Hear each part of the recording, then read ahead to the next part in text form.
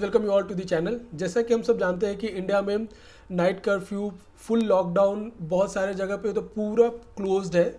System जो भी shops है, एस्टेब्लिशमेंट है, सब बंद है एक्सेप्ट जो इसेंशियल सर्विसेज में आते हैं, जैसे कि मेडिकल स्टोर, किराना स्टोर, ये सारी चीज़ों को छोड़ के और सब कुछ बंद है मोस्ट ऑफ द प्लेसेस पे। तो ऐसे में गवर्नमेंट प्रोहिबिटरी ऑर्डर निकालती है। गवर्नमेंट जो भी रिस्ट्रिक्शन लगाती है, अगर उसका वायलेशन करते हैं या बाय मिस्टेक हमसे वायलेशन हो जाता है, हम नहीं चाहते हो भी हमसे हो जाता है, तो ऐसे में गवर्नमेंट एजेंसीज यानी पुलिस हमारे ऊपर क्या एक्शन ले सकती है, कौन से सेक्शंस के अंडर में हम बुक कर सकती है, एफआईआर लॉन्च कर सकती है और हमें कितने टर्म तक का जेल भी भुगतना पड़ सकता है, ये सारी चीज़ों के बारे में हम डिटेल में डिस्कस करेंगे। तो चलिए वीडियो स्टार्ट करते हैं। वीडियो स्टार्ट करने से पहले I would like to request, अगर आपने चैनल को सब्सक्राइब नहीं किया तो please subscribe the channel and video को लाइक और शेयर करना ना भूलें। तो चलिए सबसे पहले जानते हैं सेक्शन 144 सीआरपीसी यानी क्रिमिनल प्रोसीजर कोड के सेक्शन 144 के बारे में। सेक्शन 144 पावर देता है एजेंसीज़ को कि वो प्रोहिबिटरी ऑर्डर इशू कर सके डिस्ट्रिक्ट में या फिर जिस भी लेवल पे एडमिनिस्ट्रेशन चाहे तो वो प्रोहिबिटरी ऑर्डर इशू कर सकता है, जिसे कि आम बोलचाल की भाषा में कर्फ्यू बोलते हैं। बट कर्फ्यू बोल के इंडियन लीगल सिस्टम में कोई वर्ड नहीं है।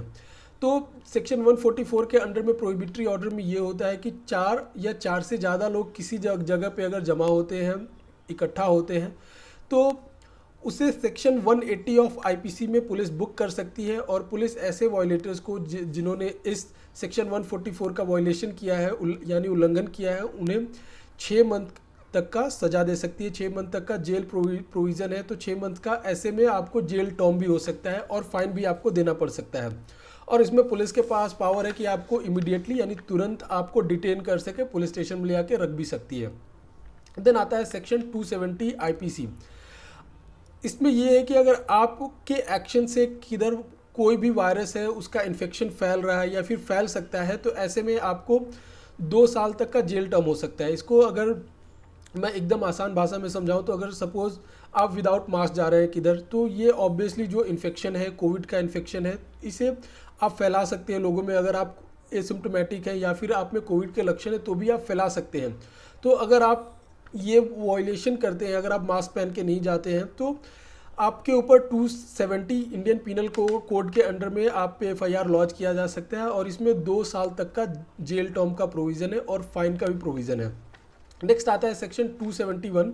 अगर आप क्वारंटाइन रूल का वायलेशन करते हैं, क्वारंटाइन रूल का जो रिस्ट्रिक्शंस है उसे वायलेट करते हैं, तो आपको 6 मंथ्स तक का जेल टर्म हो सकता है। यानी अगर सपोज आपको बोला गया है कि आप 10 डेज़ के लिए क्वारंटाइन रहिए या 14 डेज़ के लिए क्वारंटाइन रहिए, तो आप नहीं रहते हैं, आप किधर जाते हैं या फिर कुछ भी और चीज़ें करते हैं, आप खुद को क्वारंटाइन नहीं रखते हैं, जिससे दूसरे लोगों को भी आप में जो वायरस है वो फैल सकता है। तो ऐसे में 6 मंथ तक का जेल टर्म का प्रोविज़न है और आप पे मॉनेटरी फाइन भी लगाया जा सकता है। नेक्स्ट आता है एपिडेमिक डिजीज़ कंट्रोल एक्ट 1897 का ये एक्ट है। इसमें अंडर सेक्शन 2 में 6 मंथ का जेल टर्म का प्रोविज़न है। सेक्शन 2 के अंडर में अगर आप वायलेशन करते हैं, आप किसी भी गवर्नमेंट ऑर्डर का या फिर एडमिनिस्ट्रेशन का, डिस्ट्रिक्ट एडमिनिस्ट्रेशन का जो भी रिस्ट्रिक्शंस है उसको वायलेट करते हैं, तो आप पे 6 मंथ का जेल टर्म हो सकता है।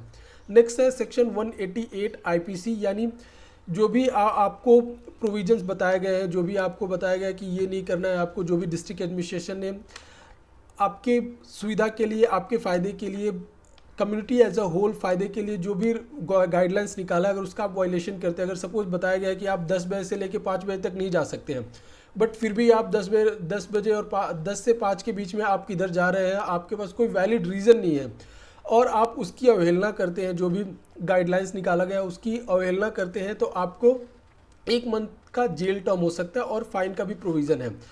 तो अब नेक्स्ट क्वेश्चन आता है कि पनिशमेंट कैसे मिले, क्योंकि बहुत सारे सेक्शंस आप पे लग सकते हैं। अगर आप कोई वायलेशन करते हैं तो 3-4 सेक्शन, जैसे मैंने बताया 4 सेक्शन बताया, उसके अंडर में आप बुक हो सकते हैं। तो आपको फिर कोर्ट कैसे देखती है कि कितने टाइम का आपको जेल टर्म देना है या फिर पनिशमेंट देना है।